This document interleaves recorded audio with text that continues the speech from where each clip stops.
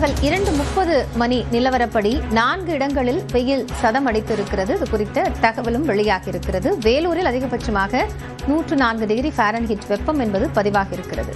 தொடர்ந்து கூடுதல் விவரங்களை செய்தியாளர் லிபிகாவிடம் கேட்கலாம். லிபிகா, வெப்பநிலை படிப்படியா தமிழ்நாட்டில் அதிகரிக்கும் அப்படின்னு சொல்லப்பட்டிருந்தது. 4 இடங்கள்ல சதம் அடித்திருக்கிறது. கூடுதல் நாட்கள்ல என்ன எதிர்பார்க்கலாம்? காயத்ரி, தமிழகத்தை பொறுத்தவரை தற்போது வெயிலினுடைய சதம் என்பது தினந்தோறும் அதிகரிக்க தொடங்கி இருக்கின்றது. அந்த வகையில் குறிப்பாக வேலூரை பொறுத்தவரை நேற்றைய தினமே 100 ஃபாரன்ஹீட்டை தாண்டி இருந்தது.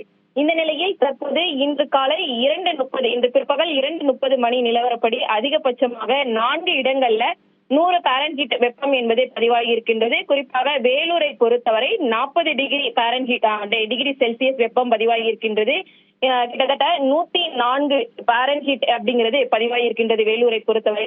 நேற்றைய தினம் 39.5 டிகிரி செல்சியஸ் என்பது வேலூரில் பதிவாகி இருந்த நிலையில் தற்போது 0.5 டிகிரி செல்சியஸ் என்பது அங்கு அதிகரித்திருக்கின்றது. அதே போன்று மதுரையை பொறுத்தவரை 38 டிகிரி செல்சியஸ், அதாவது 100.4 ஃபாரன்ஹீட்டும், திருச்சியை பொறுத்தவரை 102.2 ஃபாரன்ஹீட் வெப்பம் பதிவாகி இருக்கின்றது. அதற்கு அடுத்தபடியாக தூத்துக்குடியை பொறுத்தவரை 39 டிகிரி செல்சியஸ், அதாவது 102.2 ஃபாரன்ஹீட் வெப்பம் பதிவாகி இருக்கின்றது. சென்னையை பொறுத்தவரை மீனம்பாக்கத்தில் 35.6 டிகிரி செல்சியஸ் பதிவாகி இருக்கின்றது.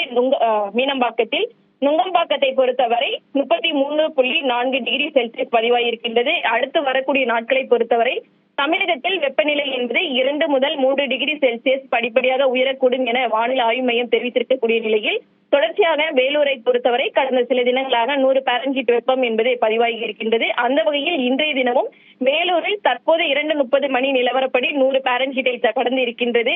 இன்று மாலை 5:30 மணி நிலவரப்படி இந்த பதிவாயிருக்கக்கூடியதிலிருந்து ஏதேனும் அதிகமாவதற்கான வாய்ப்புகள் அப்படிங்கிறது அதிகம் இருக்கின்றது. காயத்ரி, நன்றி லிபிகா விவரங்களுக்கு.